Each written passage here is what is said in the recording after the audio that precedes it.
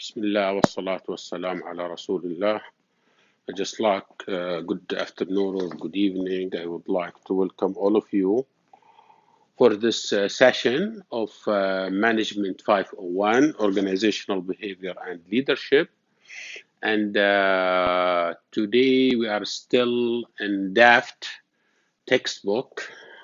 Actually, Daft is going to be the last chapter from this Daft text. And we cover chapter 4, chapter 5, chapter 7, chapter 9, and today we are going to cover chapter 10. And next class, we are going to go back to finish the other text, and it will be very interesting. Both materials will be covered on the exams, okay? And today we will be talking about very important concepts اللي هو ايش leading teams. No matter how good you are, no matter how brilliant you are, no matter how intelligent you are, you cannot do things by yourself. You need people and you need teams. We talked about last time about the relationship between leaders and followers, how to manage your followers and how to manage also your leader, okay? Today, specifically, we are going to talk about leading teams, okay? Now, what do you mean by teams, okay? Team defined as a unit of two or more people who interacted and coordinate their work to accomplish a shared goal or purpose. Key thing here is to make your team totally sold out and convinced that your objective is their own, and therefore they will work out of their heart to accomplish that objective, okay? And we discussed that in more details in the previous chapters, okay? Now, what are the value of a team and the benefit of a team, okay? What are the value of a team and benefit of a team? Value of a team, it's valuable in an organization where work is interdependent. For interdependent tasks, a team ensures coordination, information sharing, exchange of materials. And this is your role as leader, to encourage this thing: coordination, information and sharing, information sharing and exchange materials, okay? What are the benefits of a team? Benefit of a team: success usually made with a teams. You cannot do success alone. You need people, you need followers, you are a leader, you need a what? A team. Higher productivity, quality improvements, greater flexibility and speed, flatter management structure, okay, and increase employee involvement and satisfaction. Most importantly, if you are good with your teams, you have low turnover. People will not leave the organization if you are a good leader and you have a good team.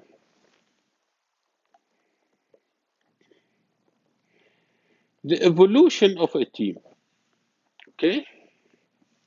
We have or types of team, okay? We have several types of team called functional teams. Actually, three types of a team, which is functional team, defined as team made up of a supervisors and subordinates in the formal chain of command. You make this team out of each function. Marketing one function, maintenance and service another function, accounting is a function, and public relations function. You make team out of this. Is called functional team. Okay. We have another type of a team called cross-departmental teams. Teams made up of members of different functional departments within the organization. I bring from that department accounting, I bring just auditor. From maintenance and services, I bring electric engineer, okay? From marketing, I bring specialized in the advertisement. But this is called what? This is called cross-departmental team. We have self-directed team, okay? A self-directed team, and this is the teams made up of members who works with minimum supervisions, rotate jobs to produce a complete product or service. Part of that we have also called the special purpose team. Okay, self-directed, usually more dependable, higher position. They need minimum supervision. They know what to do. This is called This is called special. This is called self-directed teams. All engineers, all managers, all MBAs, all okay. Special purpose team, a team that focus on a specific purpose of high importance and disbands once the project is completed, sometimes called a project team. You bring a team for special project, okay, and this is actually a special purpose team. You formulate this team for this particular project, and after it's been done, you disband it. Thank you very much, goodbye, and it's gone. Okay. Now, what do you mean by the evolution of a teams and team leadership? Okay,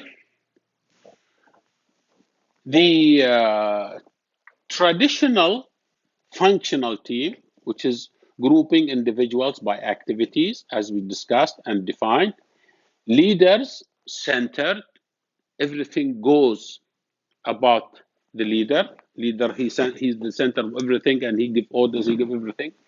Then we have vertical or command team. Everybody report to in a vertical position, report to the leader. We have then we have the cross-departmental team, which is coordinated across organizational boundaries, arise for change projects, okay? Therefore, coordinated across organizational boundaries for change project. Leader gives up some power. This is in the cross-departmental team. And then we have part of this cross-departmental team, the special purpose team that we just discussed, which is team, it's a problem-solving team. And this is eventually evoluted to something called self-directed team.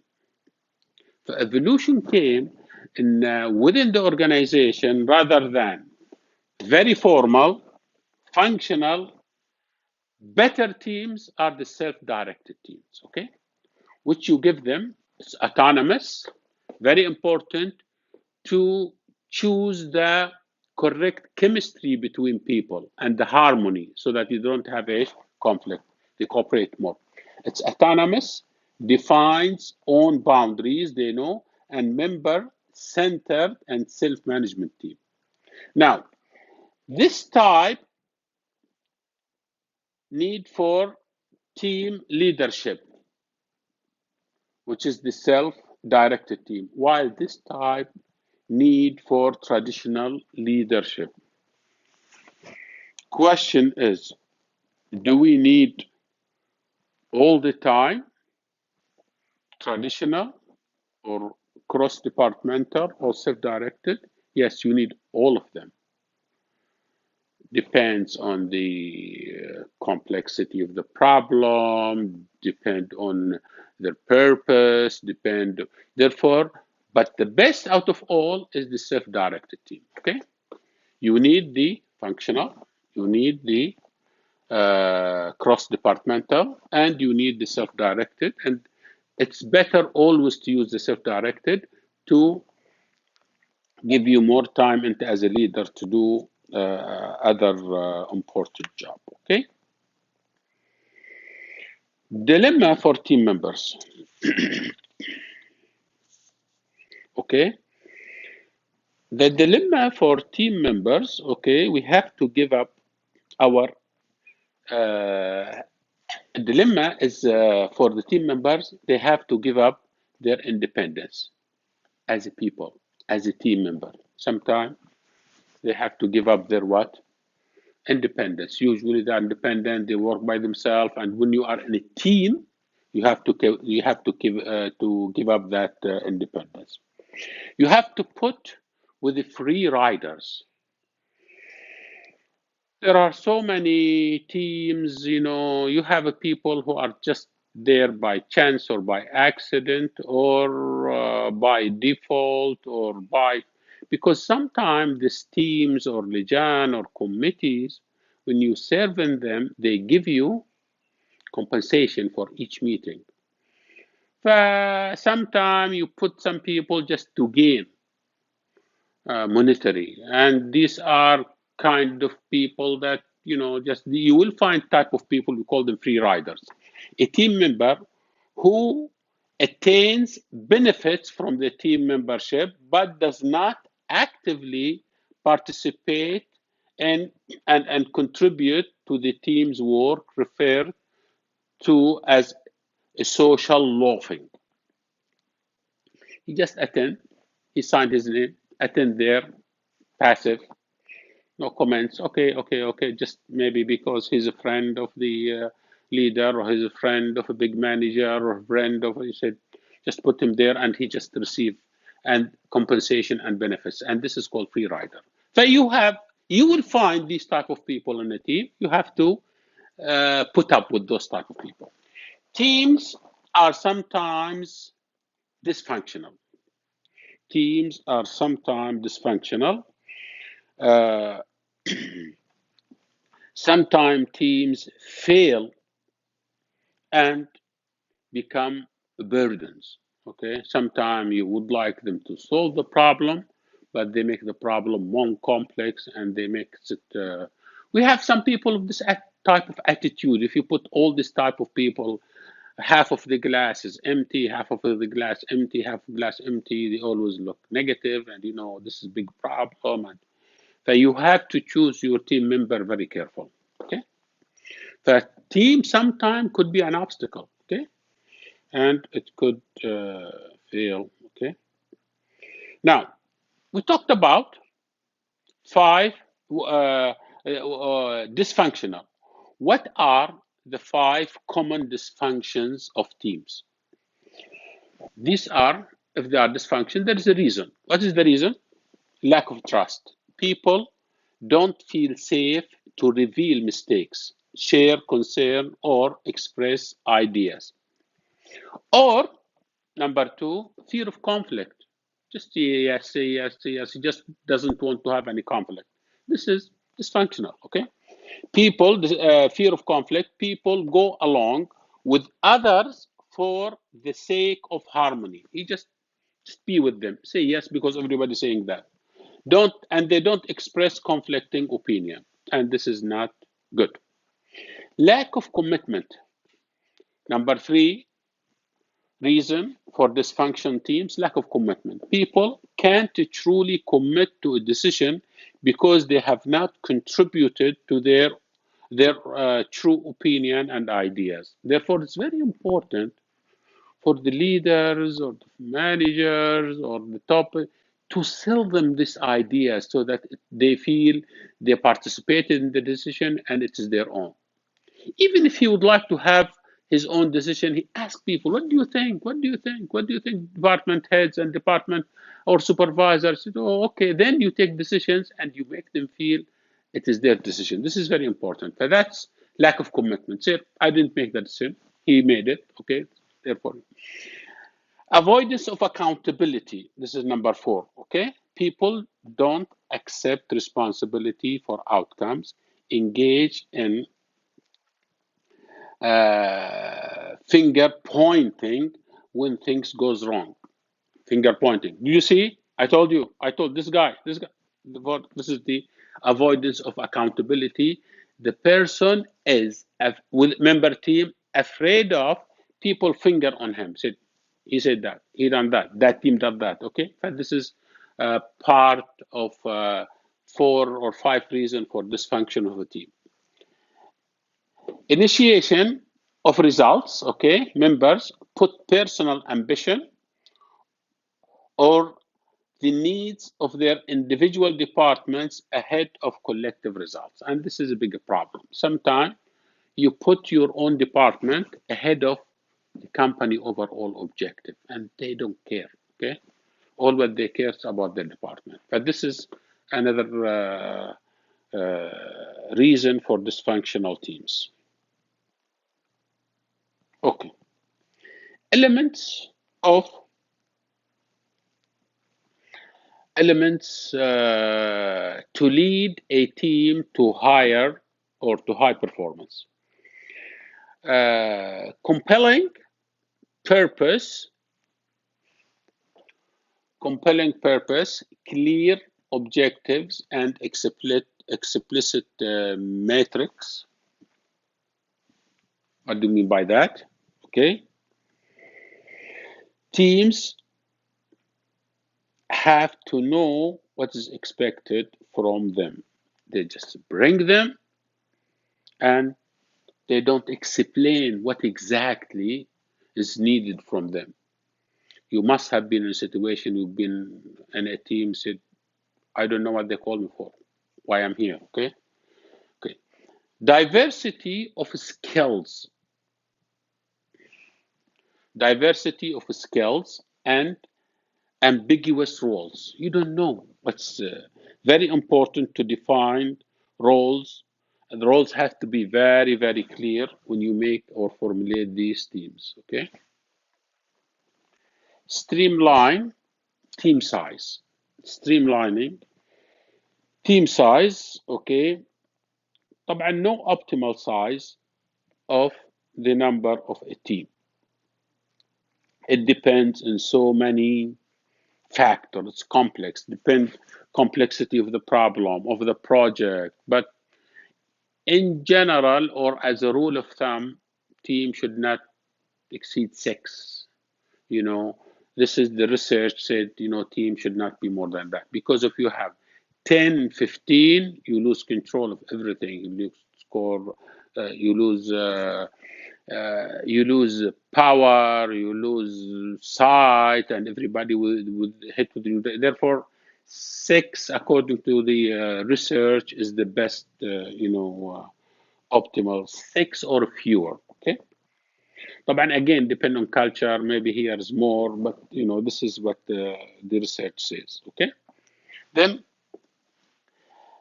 decision authority over over how to achieve goals. Okay.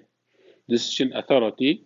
The team should have the authority to decide how to reach those goals. Sometimes it's been this team formulated and the team, not the team leader, department head or vice president always come. What do you do? I want to do that. You just have to give them, let the team work and give them the authority to make decisions. Okay, don't put restriction on them. And this is decision authority over how to achieve goals. Very important. Your role as a leader or department head or supervisor or vice president is to give them support and coach. Very important to give them the support and coaching. Okay. Okay, very important. What are the stages of development of a team? Team goes through 1, 2, 3, 4, 5.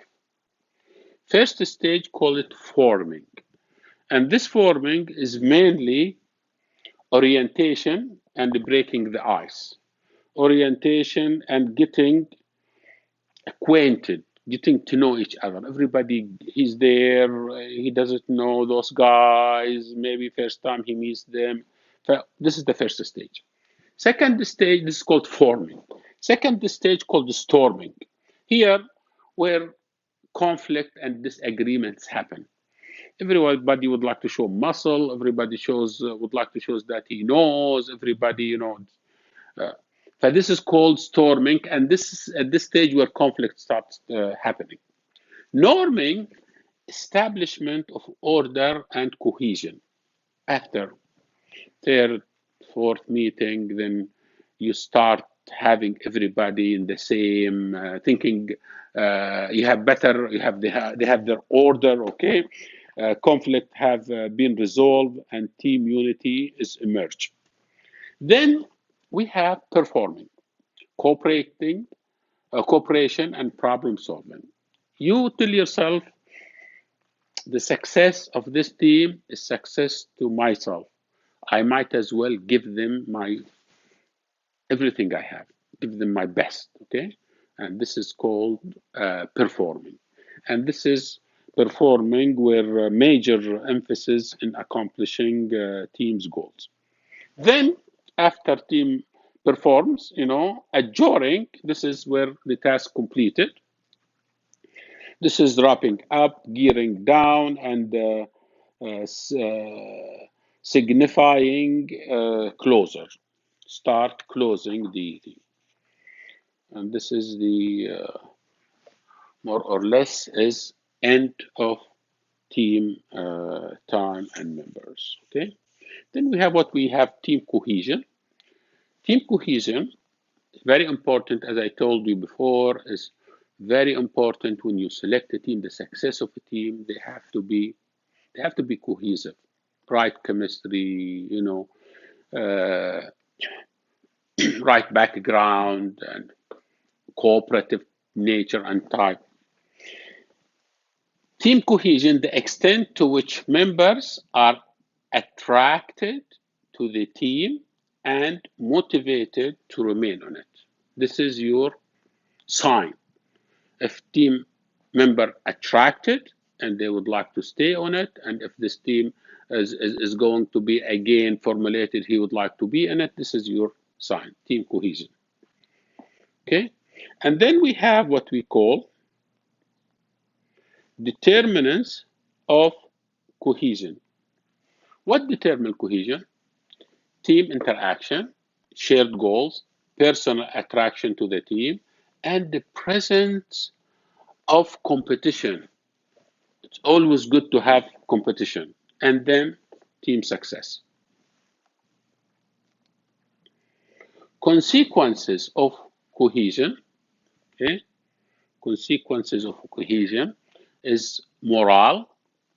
You will have high morale, increased communication among members, friendly team climate, maintenance of membership, loyalty, members' participation in team decisions and activities. This is consequences of cohesion. You will not have conflict. Okay? Performance, in terms of performance, you have greater productivities. Again, if team is cohesion, we have greater productivity, better member satisfaction, greater employee energy and creativity, and can decrease performance. Sometimes, it can decrease performance. How so? Okay. Decreasing performance, okay. Greater productivity with the performance, but as I said, it can decrease performance. Example is a group think. The tendency of people in cohesive group to suppress contrary opinion. If the team is very cohesive, you will develop groupthink. Everybody think this way, so this is going to suppress any other opinion. So this could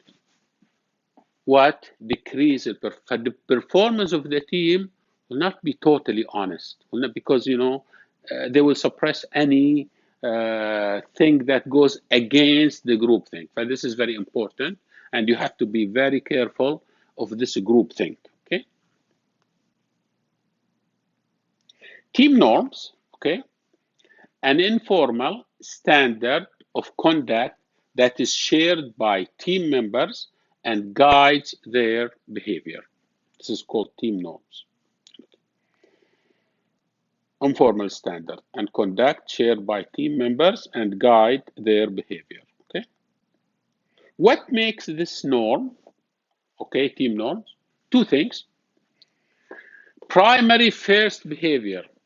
When you get together, the first behavior is emerged from everybody, and this will guide.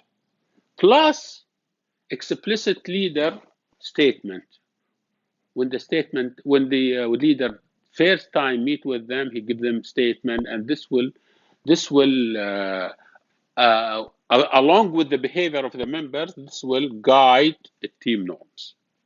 I want you to do this, or would like to accomplish this. The objective of this is very important. We are in a situation in this company, or in this, we need, maximum performance, and this is therefore what determine team norms.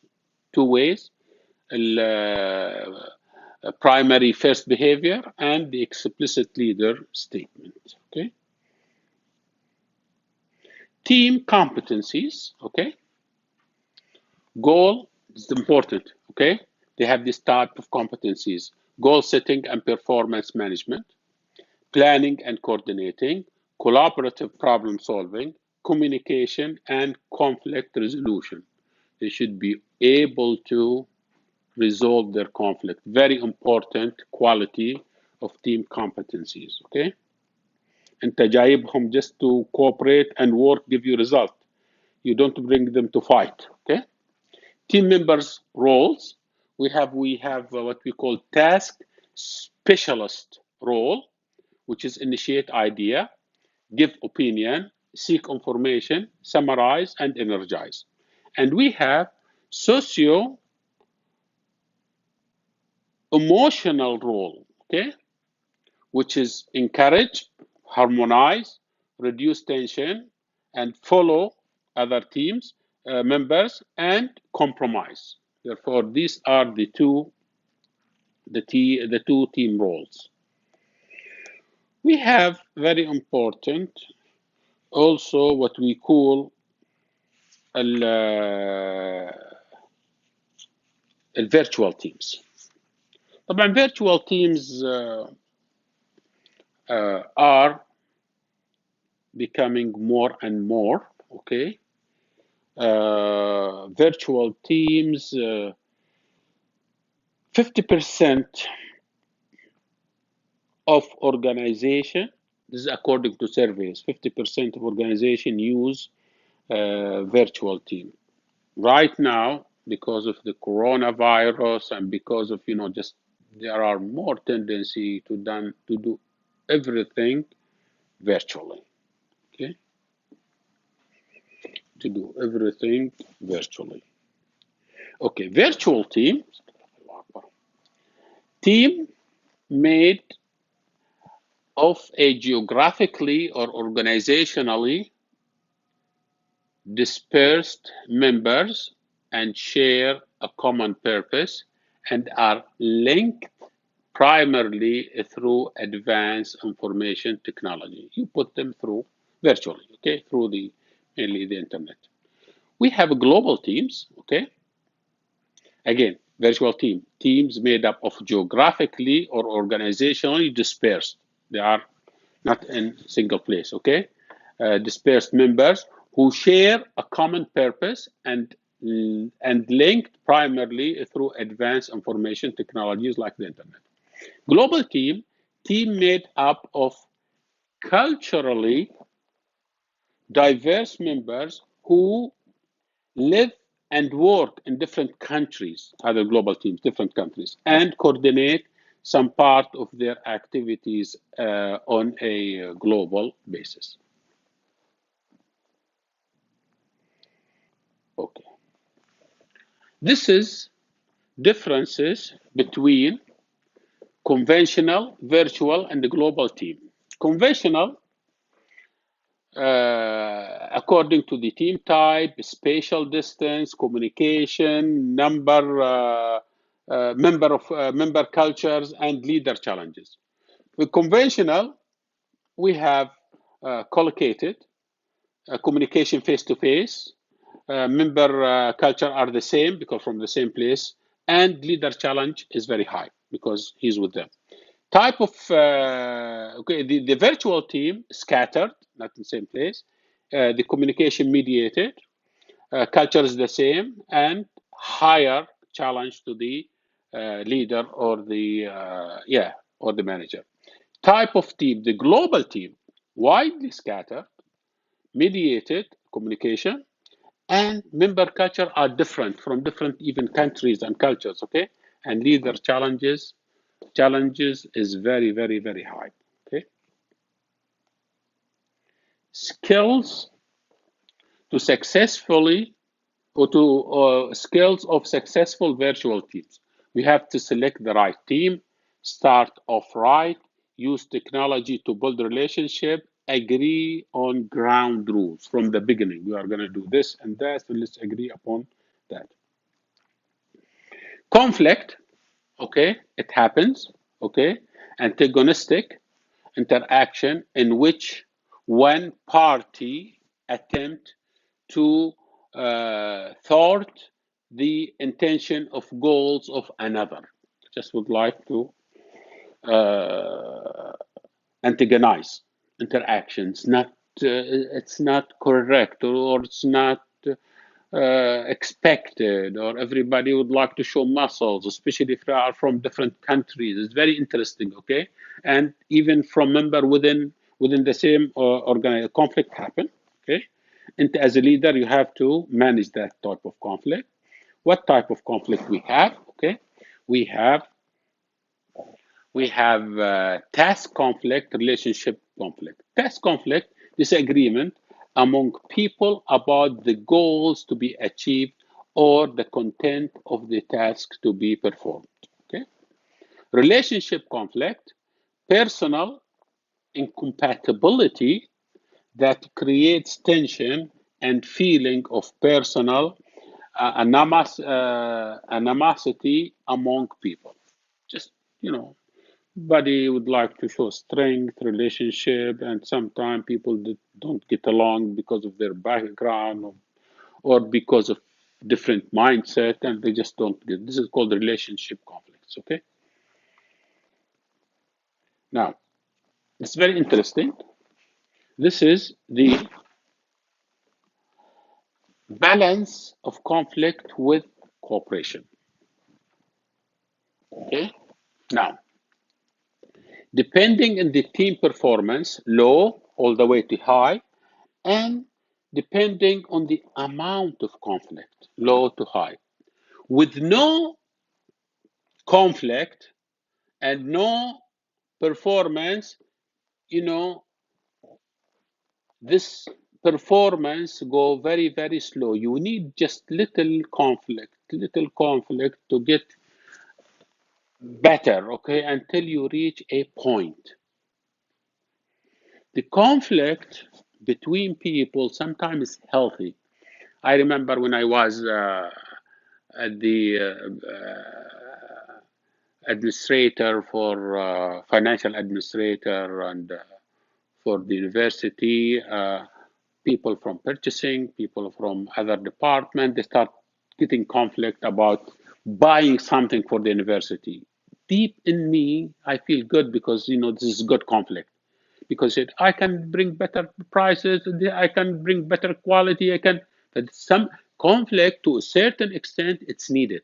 Okay, it's for the benefit and good of the company or the project or the university or whatever it is. Okay, then after that you reach a plateau, and then it will start decrease, الperformance. فthis is the care for balance between. فانت as a manager or as a leader, you have to keep that balance. Okay, you have to know when to provoke a conflict and when to stop the conflict. Okay, because it takes this shape.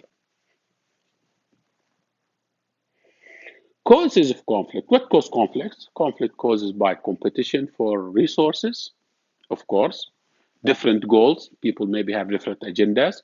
Lack of a clear roles and responsibility. It's not clear. That's why they get conflict. This is a model style for handling conflict. Okay, for handling conflict, and this is very interesting. Okay, this is assertiveness, assertive, very assertive, and unassertive, and this is cooperativeness. Okay, this is very cooperative and uncooperative, and accordingly we have this 4 or 5 dimensions. Okay, which is dominating, assertive, and uncooperative. My way or no way. Okay, he puts it very nicely. Now, avoiding type, which is uncooperative and unassertive, this is no way.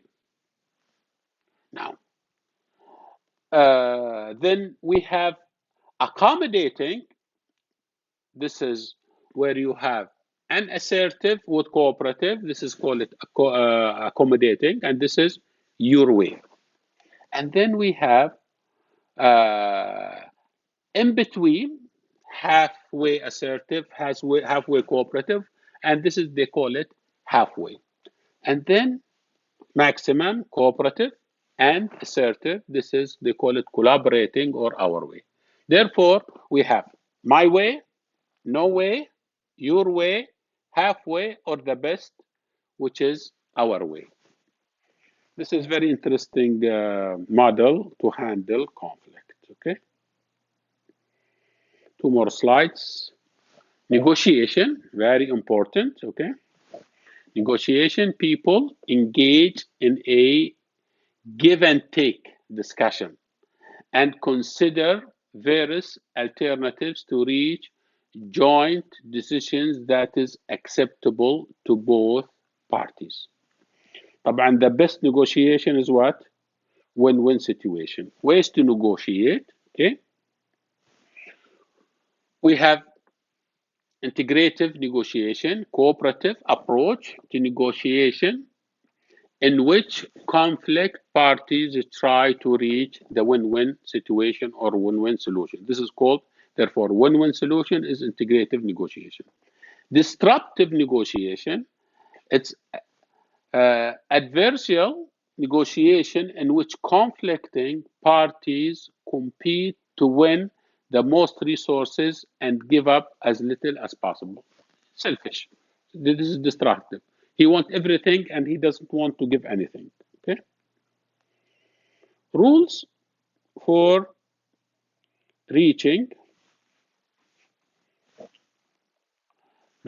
a win-win solution. Okay. Rules for reaching a win-win solution. Okay.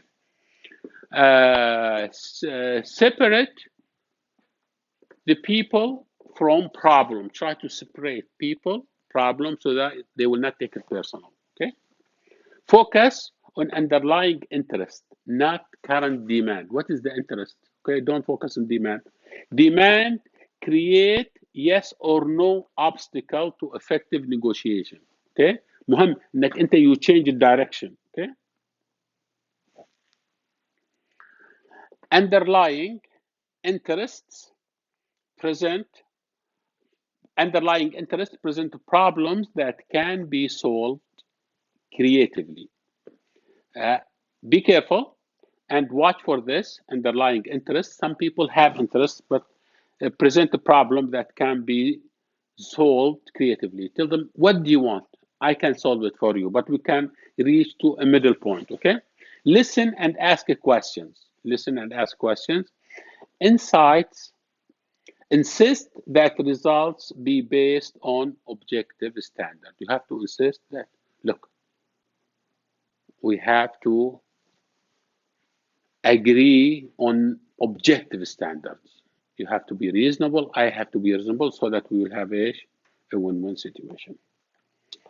Well, thank you very much. We finished this class on time. And I thank you very much. And next class, we are going to continue from the other textbook or our original textbook, and we'll try to finish it. And you have a good evening or good day. Thank you very much.